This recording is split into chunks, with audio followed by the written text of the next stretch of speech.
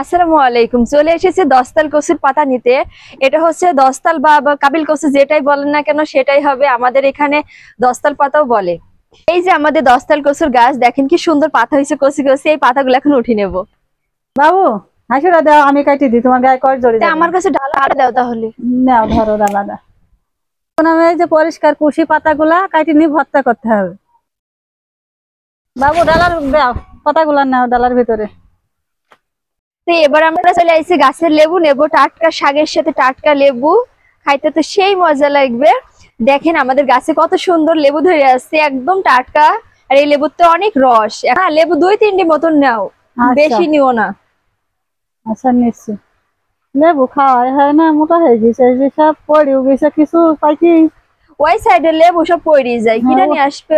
দেখ বাবু লেবু নাও। 3টি উঠাইছো, 2টা উঠাবা। তুলে থলাম পরে যাবে নি। তো দেখেন গ্রামে থাকার কত মজা, বাড়ির সবজি, বাড়ির লেবু। আর বাড়ির বলে না, আশপাশ থেকে কিছু সবজি আমরা সবসময় পেয়ে থাকি। দাঁড়াও, আর একটা কাজ বাকি আছে, চাল কুমড়ো পাড়তে হবে একটা, সকাল পর্যন্ত পাড়ি থুই। চলো।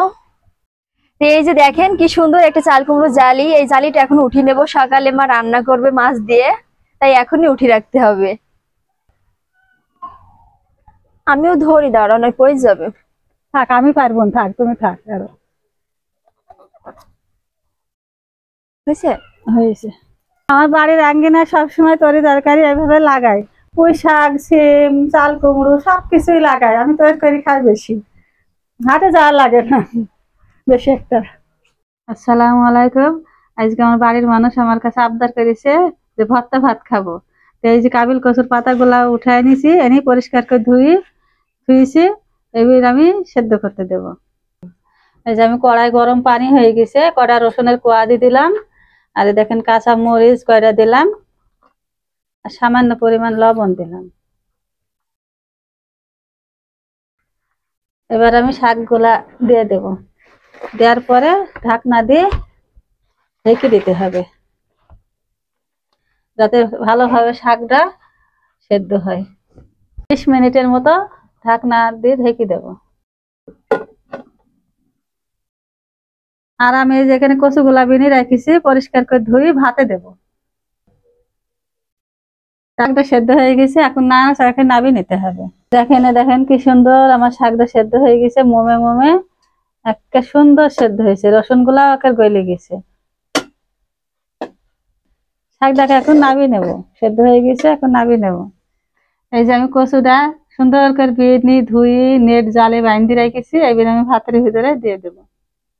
এবার আমি ভাতের ভিতরে কচুটা বসিয়ে দিলাম। তো এখন ভর্তাটা করার জন্য সবকিছু গোছগাছ করে এখানে বসে পড়েছি। তো মা এখানে ভর্তায় যা কিছু লাগবে সেগুলো সব কাটা কুটা করে রেখে দিচ্ছে এখানে। আর এই ক্ষীরাটা রাখছি, মাংস আছে, মাংসের সাথে ক্ষীরা খাইতে হবে। তো প্রথমে আমি হচ্ছে কচুটা ভর্তা করে নেব।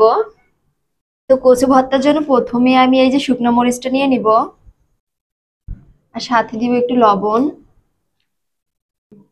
আর দেব সামান্য একটু পেঁয়াজ কুচি। এবার ভালো করে পেঁয়াজ মরিচটা মাখিয়ে নিব। তো দেখেন মরিচটা আমার ভাঙা হয়ে গেছে, এখন আমি সাথে তেলটা দিয়ে দিব।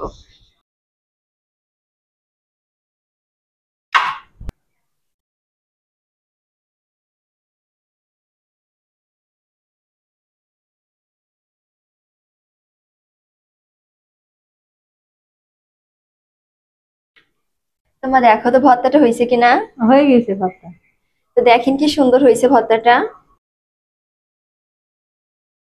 এবার ভর্তা করব কাবিল কচুর পাতাটা।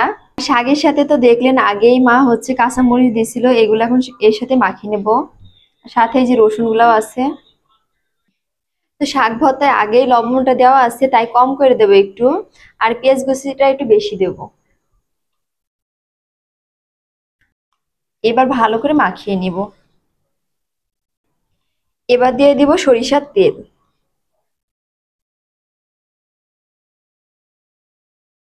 তো ভর্তাটা করা হয়ে গেছে, ভর্তাটা রাখে দেবো এখানে, আর এটাও এখানে তুলে রেখে দেবো, কচু ভর্তাটাও। আজকে রাত্রের খাবার 2 রকমের ভর্তা, সাথে আছে মাংস। তা আমার মতন কে কে হচ্ছে ভর্তা পছন্দ করেন অবশ্যই কমেন্ট করে জানাবেন। আমার তো অনেক পছন্দের ভর্তা। আল্লাহ হাফেজ।